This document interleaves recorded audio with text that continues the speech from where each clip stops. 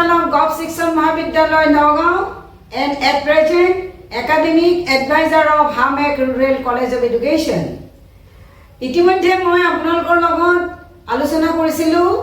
Curriculum পেপাৰখনৰ ওপৰত foundation of কাৰিকুলামৰ মই কিছুমান কথা আলোচনা কৰিছিলো তাৰ পিছত অৱশ্যে মই কেইদিনমান বিৰতি ললো আৰু বিৰতিৰ পিছত মই পুনৰ আপোনালোকৰ ওচৰলৈ আহিছো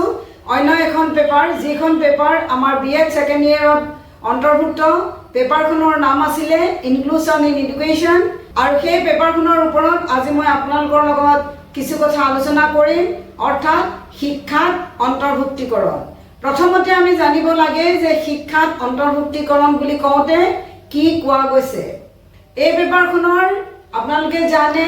ইয়াৰ এখন হাফ পেপাৰ আৰু ইয়াত মাত্ৰ 4টা ইউনিট সন্নিবিষ্ট হৈ আছে তাৰে আমি আজি প্ৰথম ইউনিটটো আৰম্ভ কৰিব বিচাৰিছো প্ৰথম ইউনিটটো যিখিনি কথা আছে সেই কথাখিনিৰ লগতে প্ৰথমতে আছে যে শিক্ষাত অন্তৰ্ভুক্তিকৰণ বুলি ক'লে আমি কি বুজি পাওঁ ইয়াৰ প্ৰিন্সিপল ইয়াৰ লক্ষ্য ইয়াৰ উদ্দেশ্য ইত্যাদিবিলাক কথা আমি ইয়াৰে কিছু এটা আলোচনা কৰি যাম প্ৰথমতে ক'ব বিচাৰিছো যে শিক্ষাত অন্তৰ্ভুক্তিকৰণ কি শিক্ষাত অন্তৰ্ভুক্তিকৰণ বুলি কওঁতে আমি এটা কথা জানিব লাগিব যে আমাৰ আজিকালি ছাত্ৰ ছাত্ৰীবিলাক বিভিন্ন ধৰণৰ ছাত্ৰ ছাত্ৰী আমি পাওঁ যেনে শাৰীৰিকভাৱে সক্ষম বা অক্ষম জাতি বৰ্ণ ধৰ্ম নিৰ্বিশেষে বহুত ধৰণৰ ছাত্ৰ ছাত্ৰী আমি পাওঁ সেই গোটেই ছাত্ৰ ছাত্ৰীখিনি যিমানখিনিলৈকে পৰা যায় একেটা ক্লাছৰুমত একেলগে বহুৱাই একেজন শিক্ষকৰ অধীনত ক্লাছ কৰিবলৈ দিব লাগে কিয় যাতে সেই ছাত্ৰ ছাত্ৰীখিনি যিখিনি ছাত্ৰ ছাত্ৰী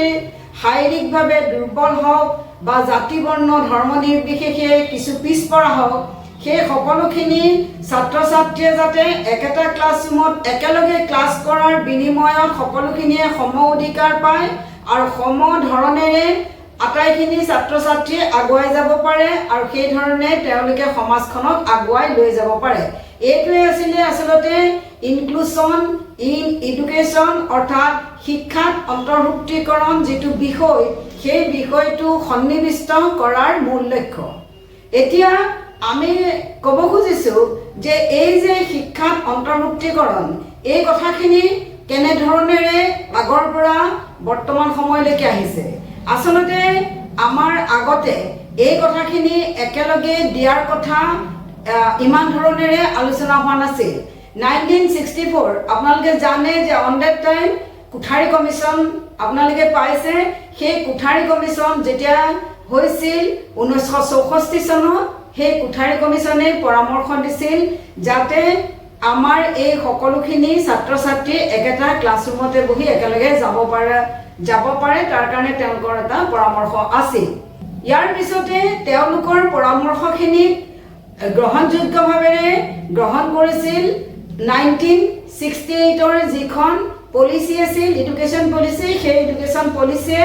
তেওঁলোকৰ 64 কুঠাৰী আয়োগৰ যিখিনি পৰামৰ্শ এই পৰামৰ্শখিনি গ্ৰহণ কৰি পুনৰ তেওঁলোকে একেখিনি কথাকে পৰামৰ্শ দিলে কিন্তু তাৰ পিছত আমাৰ যেটো পলিচিখিনি আৰম্ভ হোৱা নাছিল গতিকে 1986 যিখন নিউ এডুকেশ্যন পলিচি হ'ল সেই নিউ এডুকেশ্যন পলিচিয়ে যিখিনি কথা 68 পৰামৰ্শ আহিছিল এবাউট ইনক্লুশন ইন এডুকেশ্যন সেই কথাখিনিকে পুনৰ বিবেচনা কৰিলে আৰু পুনৰ তেওঁলোকে সেইখিনি কথা হ'ব লাগে বুলি বিবেচনা কৰি পৰামৰ্শ আগবঢ়ায় আৰু সেই কথাখিনিকে পুনৰীক্ষণ কৰিলে 1992 চনত আৰু সেই 1992 চনত আমাৰ যিখিনি পলিচিৰ আমাৰ কমিটিৰ মেম্বাৰ তেওঁলোকে সেই কথাখিনিকে গ্ৰহণযোগ্য হ'ব লাগে বুলি আৰু তাৰ কাৰণে এখন কাৰিকুলাম হ'ব লাগে তাৰ কাৰণে শিক্ষকসকলক ট্ৰেইনিং দিব লাগে এনে ধৰণৰ কিছু পৰামৰ্শ আগবঢ়াই এই যেটো ইনক্লুশন ইন এডুকেশ্যন তাক এটা অনুমোদনৰ বাবে আগবঢ়াই দিয়ে আৰু সেই অনুমোদন যিখিনি আগবঢ়াই দিছিল সেই অনুমোদিত আবেদনখিনি আমাৰ এনচিইআৰটিয়ে যেতিয়া স্কুলৰ কাৰণে পাঠ্যক্ৰম প্ৰস্তুত কৰিছিলে সেই 2000 চনত এনচিইআৰটিয়ে তাৰ ওপৰত আমাৰ কাৰিকুলামত কিছু বস্তু সন্নিবিষ্ট কৰিবৰ কাৰণে চেষ্টা কৰিছিলে আৰু লাহে লাহে সেই 2000 চনৰ এনচিইআৰটিৰ যিবিলাক কাৰিকুলাম প্ৰস্তুত হৈছিলে পাঠ্যপুথিৰ কাৰণে যি ধৰণৰ ট্ৰেইনিং বা যি ধৰণৰ নিয়ম নীতি অৱলম্বন কৰা হৈছিল সেই সকলোখিনি নিয়ম নীতিৰ মাজত ইনক্লুজন এডুকেশ্যনৰ ওপৰত আলোচনা কৰিবৰ কাৰণে পাঠ্যপুথিত সন্নিৱিষ্ট কৰিবৰ কাৰণে তেওঁলোকে পৰামৰ্শ আগবঢ়ায় আৰু লগে লগে শিক্ষকসকলৰ দায়িত্ব আৰু কৰ্তব্যবিলাকৰ ক্ষেত্ৰত তেওঁলোকে অধিক গুৰুত্ব দিবলৈ ল'লে। সেই শিক্ষকসকলৰ দায়িত্ব আৰু কৰ্তব্যৰ ভিতৰত আমাৰ শাৰীৰিকভাৱে দুৰ্বল হওক বা জাতি বৰ্ণ ধৰ্ম নিৰ্বিশেষে পিছপৰা ছাত্ৰ ছাত্ৰীসকলক একেটা ক্লাছৰুমত বহুৱাই লৈ কেনেকৈ শিক্ষকজনে ক্লাছৰুমত ক্লাছ কৰিব তাৰ ওপৰত বিবেচনা কৰি বিভিন্ন ধৰণৰ ট্ৰেইনিং হওক বিভিন্ন ধৰণৰ নিয়ম নীতি হওক এইখিনিৰ ওপৰত তেওঁলোকে গুৰুত্ব দি আমাৰ বৰ্তমান সময়ত একেটা ক্লাছৰুমৰ ভিতৰত অন্তৰ্ভুক্তিকৰণৰ ব্যৱস্থাটো হাতত লৈ গৈ থকা দেখা গৈছে। ক্লিয়াৰ ষ্টুডেণ্ট, এতিয়া আমি ক'ব খুজিছোঁ যে আমি কিয়নো এই ইনক্লুজন ইন এডুকেশ্যন অৰ্থাৎ শিক্ষাত অন্তৰ্ভুক্তিকৰণ ব্যৱস্থাটো হাতত লৈছোঁ। এইটো নকৰিলেনো কি হ'লহেঁতেন, কাৰণ আগতেও হোৱা নাছিল, কিন্তু এতিয়া এই কথাখিনিৰ ওপৰত গুৰুত্ব দিয়া হৈছে এইটো কাৰণেই যাতে সেই পিছপৰা ছাত্ৰ ছাত্ৰীখিনিয়ে অন্তৰত আঘাত নাপাওঁ, সেই পিছপৰা ছাত্ৰ ছাত্ৰীখিনি সমানে আগবাঢ়ি যাওক।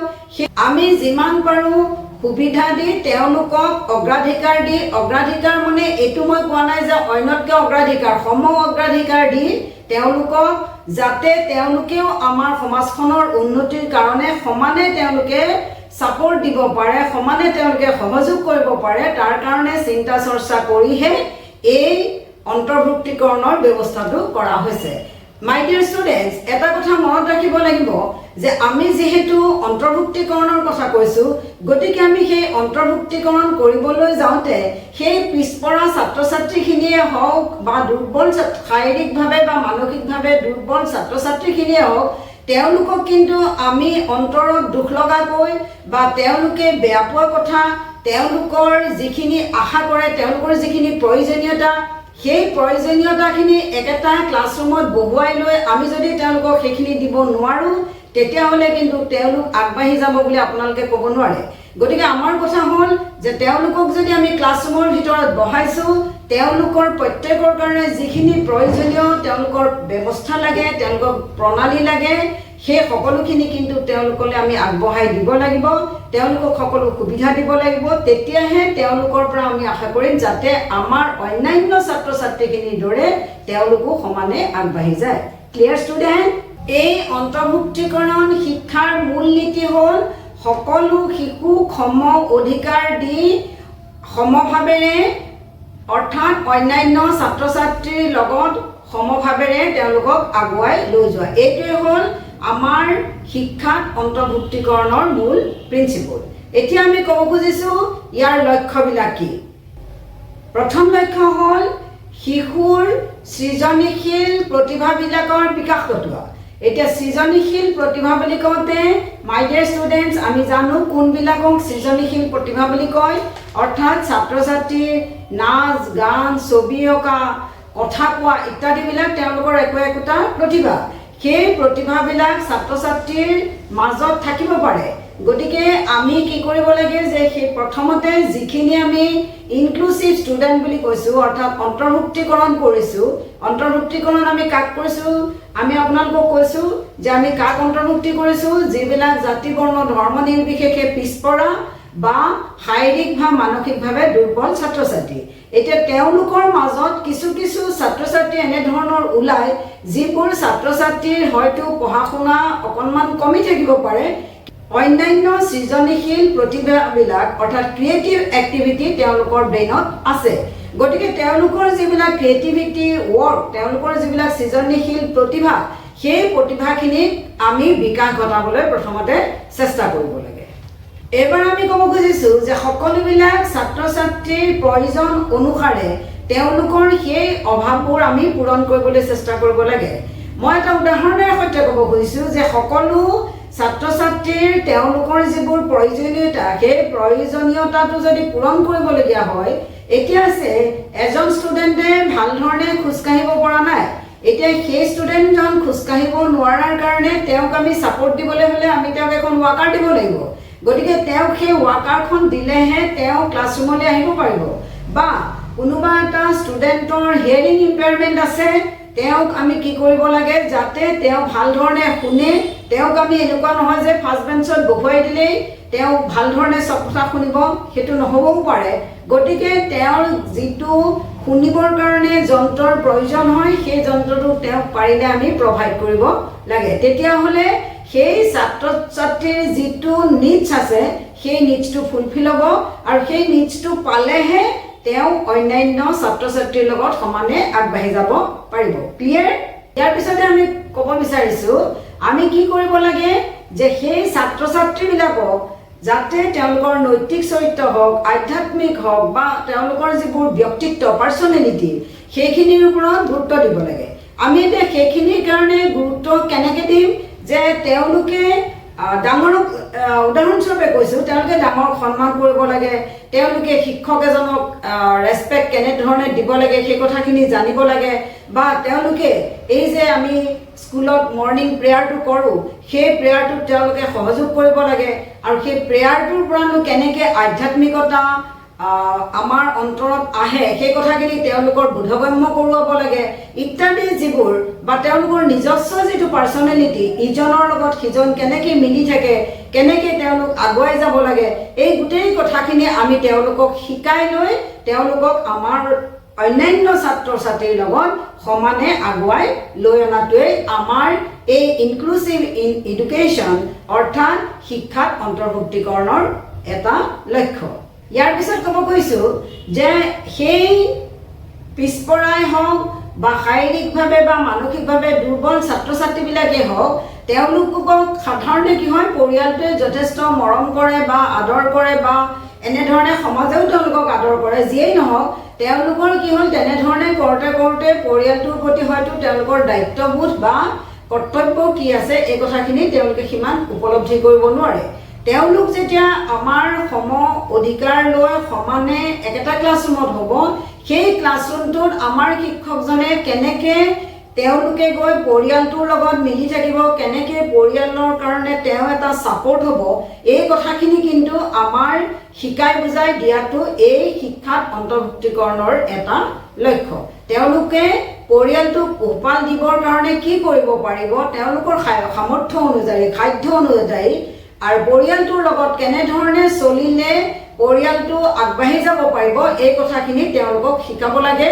কাৰণ সেই পৰিয়ালটো হ'ল এখন সমাজৰ এটা অংশ। গতিকে পৰিয়ালটো আগবাঢ়ি যোৱা মানে সমাজখন আগবাঢ়ি যোৱা। প্ৰত্যেকটো শিশুৰে এটা এটা পৰিয়াল আছে, আৰু সেই পৰিয়ালটো ভাল হৈ যোৱাৰ লগে লগে সেই প্ৰতিটো পৰিয়ালৰ পৰাই সমাজখন আগবাঢ়ি যাব। Clear student? এইবাৰ আহিছোঁ আন এটা লক্ষ্য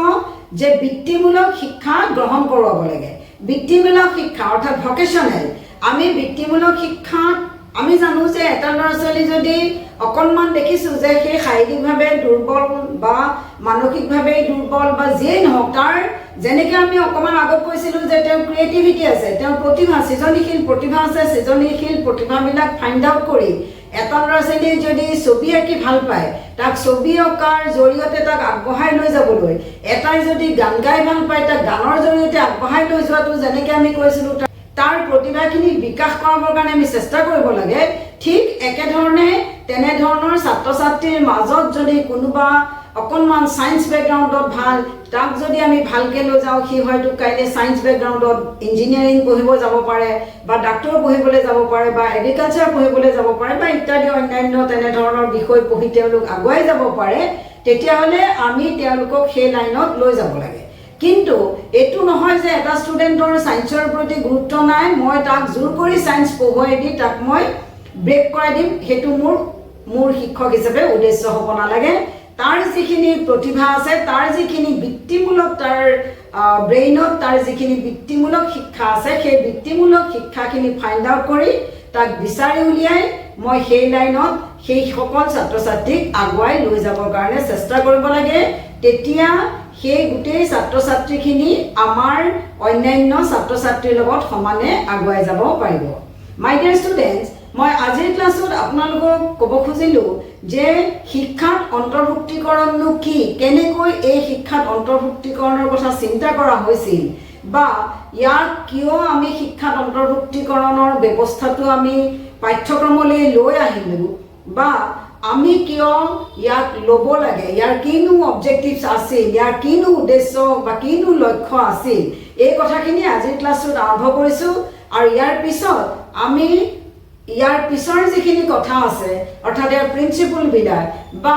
ইয়াৰ যিবোৰ ডাইভাৰ্ছ নিডছ, প্ৰত্যেক ষ্টুডেণ্টৰ কাৰণে আমি কেনেধৰণেৰে বেলেগ বেলেগ আমি প্ৰয়োজনীয়তা পূৰণ কৰিম, এই গোটেই কথাখিনি আমি ইয়াৰ পিছৰ ক্লাছত আলোচনা কৰিম। আজিৰ ক্লাছটো মই ইমানতে সামৰিছোঁ। মই আশা ৰাখিছোঁ মই যিখিনি কথা কৈছোঁ এই কথাখিনি আপোনালোকে নিশ্চয় বুজি পাইছে। নুবুজিলেও কথা নাই, মই একদম আগৰ পৰাই আপোনালোকক কৈ আছোঁ যে মোৰ কমেণ্ট বক্স খোলা ৰাখিম। আপোনালোকৰ কিবা যদি ডাউট থাকে এই ডাউটখিনি ক্লিয়াৰ কৰিবলৈ আপোনালোকে মোলৈ লিখিব, মই আপোনালোকৰ ডাউটখিনি